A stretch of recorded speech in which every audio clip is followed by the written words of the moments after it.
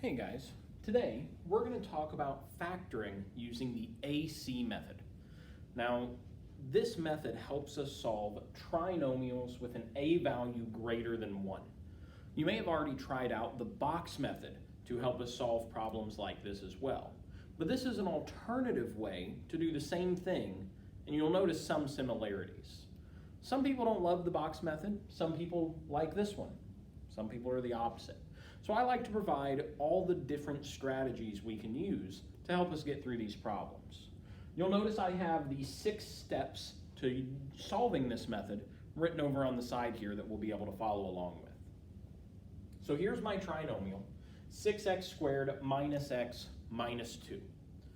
Now, before you start any problem like this, you always want to ask, is there a common factor among all of my terms? Am I able to take out something that everything has in common? If there is, you want to do that first. You're only ready to do something like this if all of these terms are unique in a sense. So let's go ahead and start this. Now we do want to identify a couple of things here. If you're familiar with standard form of polynomials, you know all polynomials have an A, B, and C value. Let's identify those real quick. Our A value, the coefficient in front of the x squared, is 6. Our b value, the coefficient in front of the x, is negative 1. And our c value is negative 2. So the AC method asks us to first multiply a times c. So let's go ahead and do that. 6 times negative 2.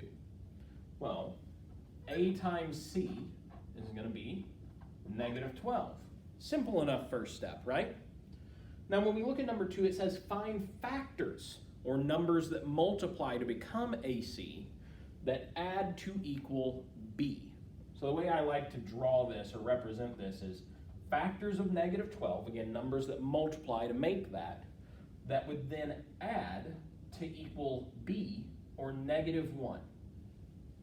Sometimes this requires a little bit of brainstorming, a little extra thought of what exactly would it be. This one actually is pretty easy, right? It's a negative 12, so we know we need a positive and a negative factor, and they got to add to equal a negative 1. So I'm thinking 3 and negative 4. 3 times negative 4 makes negative 12, and 3 plus negative 4 gets us negative 1. So there we go. Now what it wants us to do is replace b in our expression with these factors. Now I want to be clear about what that step means, so be sure to follow along with what I'm doing here.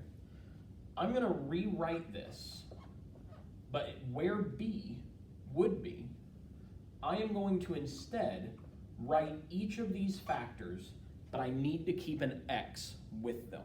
Got to have an x with them.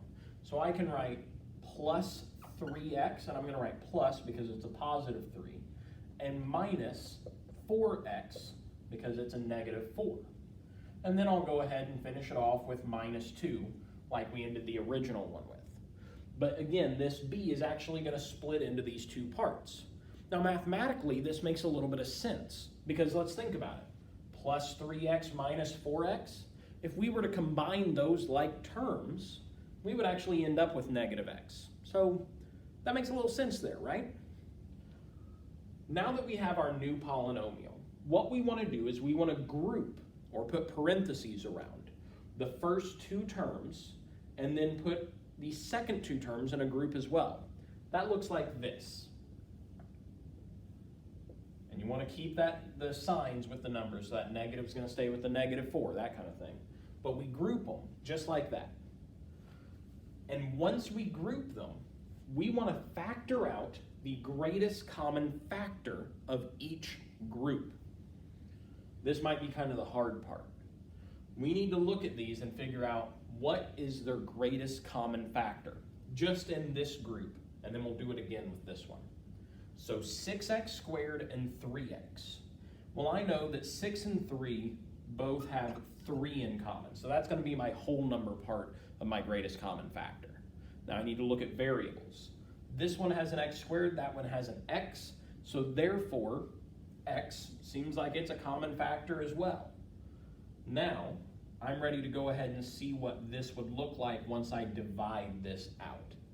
When I divide 6x squared by 3x, I'm going to end up with 2x left over. When I divide 3x by 3x, I end up with a 1 left over, because I just divided out itself, right? Now I'm going to repeat this process with the second term here, or the second group. Negative 4x and negative 2. What's the greatest common factor among those? Well, I know they're both negative, so I can factor out a negative. And we have negative 4 and negative 2. Both of those numbers are divisible by 2. They don't have any variables in common, so I don't got to worry about x this time. Let's see what we get after we go ahead and factor out that 2 or divide it out. Negative 4x divided by negative 2. Negative 4 divided by negative 2 is 2. Can't do anything with that x, so it stays the same. And then negative 2 divided by negative 2 is 1. You may have noticed something kind of cool here. Both of my groups, or both of my sets of parentheses now, match. This is kind of like a self-check mechanism built into the problem. If these two match perfectly, you know you did something right. If those don't match, something probably went pretty wrong. So now we're at our final step, writing our binomial answers to this AC method. Our greatest common factors, as it says here in step 6, our greatest common factors are together going to be a binomial.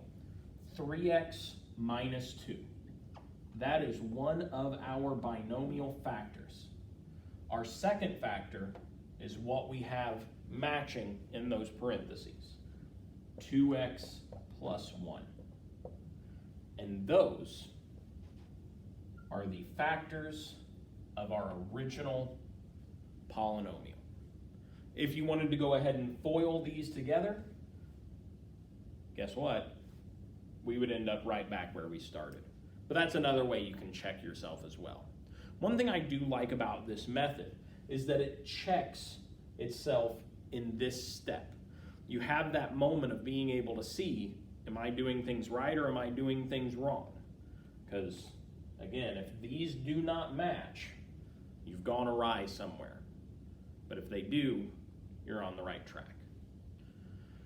We're going to probably have another video where we do another example of a problem in this method. But if you have any questions about this right away, feel free to drop them below, and I'll get back with you as soon as I can. Thanks for watching, guys.